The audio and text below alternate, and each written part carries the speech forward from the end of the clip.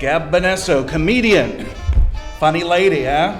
I don't know. Well, I think a lot of people do, because weren't you named Best Comedian in Pittsburgh twice? Well, people who read seem to think I'm funny, so the readers of City Paper and Pittsburgh Magazine deemed me funny. So what does that mean?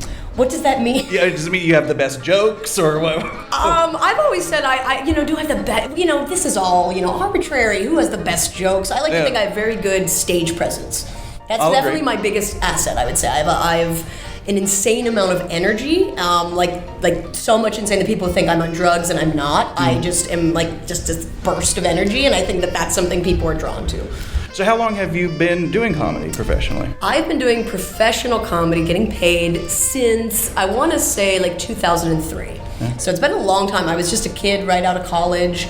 I had been a theater major, and my senior year of college, my mentor and my theater advisor pulled me aside, and they were like, so, what are you going to do? And I was like, I'm going to be an actress in Hollywood. And they were like, yeah, but you are always cast as a character actress, and you're only 22. You're not going to be successful. So you might want to think about being a writer or something. And that was sort of how I was like, oh boy, I need to find my own professors are telling me give up on your dreams. You were too funny for the stage. That's just it, you know?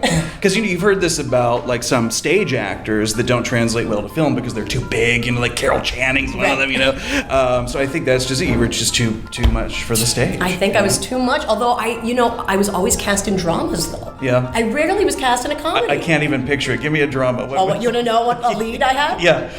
Martha from Who's Afraid of Virginia Woolf. Are you kidding me? What a dump. Yeah, no, I did Martha. I did the whole play. How is that not a comedy? It is. It is thank you for saying that. Most people are like, Albie, he's so dark. I'm like, yeah, but he's hysterical. He's the wittiest playwright ever. It is a very, very dark comedy. I've been to some Thanksgiving dinners like that. It's something to watch. And actually, Who's Afraid of Virginia Woolf scared me off of drinking for 3 days. It was that bad. Here at the Arcade, that's where we are having our interview today, where you have performed several times. Yes. I love the Arcade Theater. This is honestly my favorite comedy place in Pittsburgh. Well, what makes you laugh? Oh my gosh, what does make... So, see, I'm going to seem like such a 7-year... Okay, first of all, you should know I'm a 7-year-old trapped in an adult's body.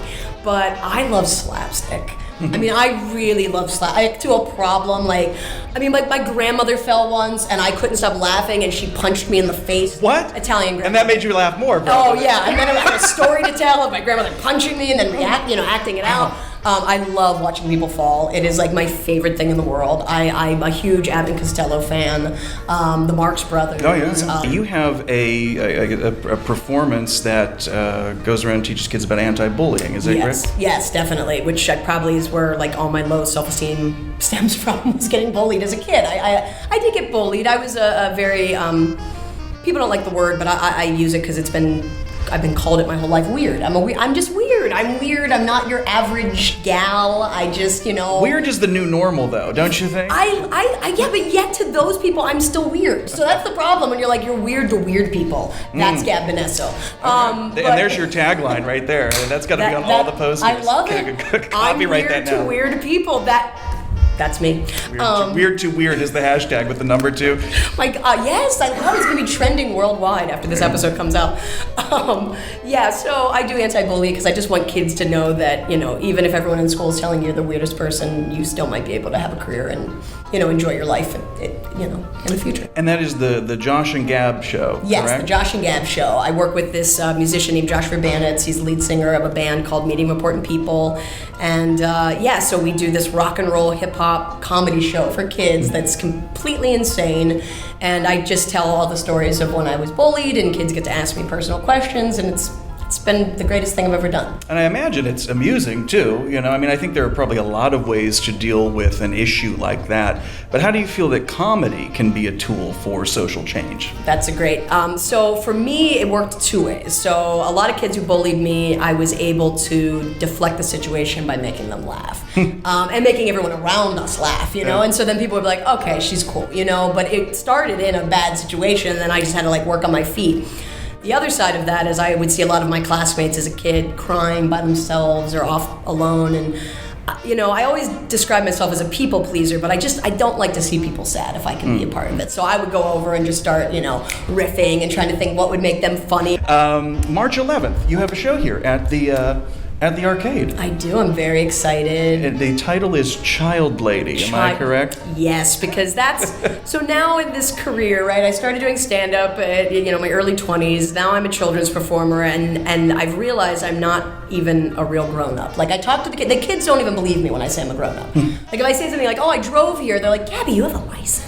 They have no concept of my age. I have no concept of my age. I just, live life. So Child Lady is sort of my experience of being this child trapped in a lady's body. And, I just never still feel like a grown-up. I mean, even though I pay my taxes and have a waste management bill, I still am, playing video games and in a blanket fort most of the time. And those are the hallmarks of adulthood, taxes and waste management. You've nailed it. In Child Lady, you've got some friends joining you for the show, yes? Yes, my so I am a huge fan of my host. His name is Michael Bizzelli. I think you might know that guy. We are fans of him as well here on Burgh Vivant, yeah. I adore him. So for me, comedy has always been really hard. I started in Pittsburgh. It's a very boys' town. Not boys' town with Spencer Tracy. That would have been amazing. No, it's just a boys' club kind of a town.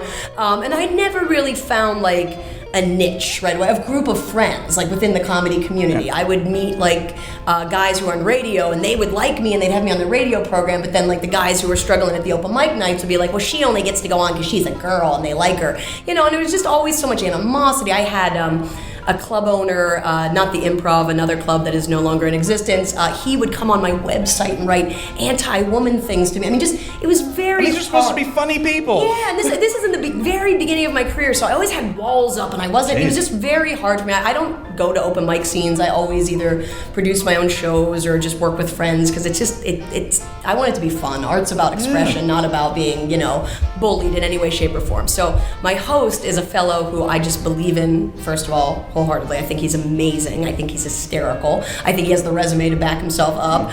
And I think he doesn't get a lot of stage time that I'm always like, if I can't do a gig, I'm always like, Michael Bizzelli. You should get Michael Bizzelli. He's the best in the biz. So I got Michael Bizzelli to host my show, which I couldn't believe. And I was like, Michael, can I afford you? And I just, I'm so, so thankful I get to share the bill with him here, of all places.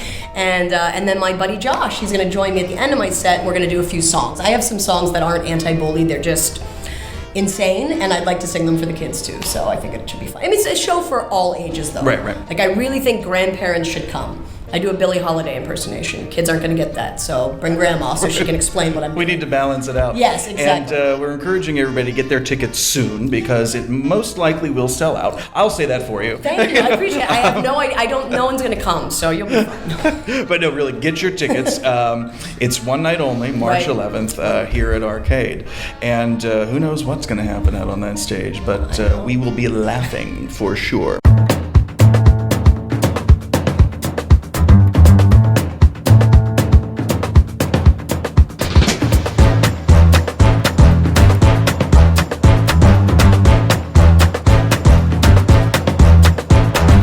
My shrink would say, Gab, believe in yourself. So I don't know.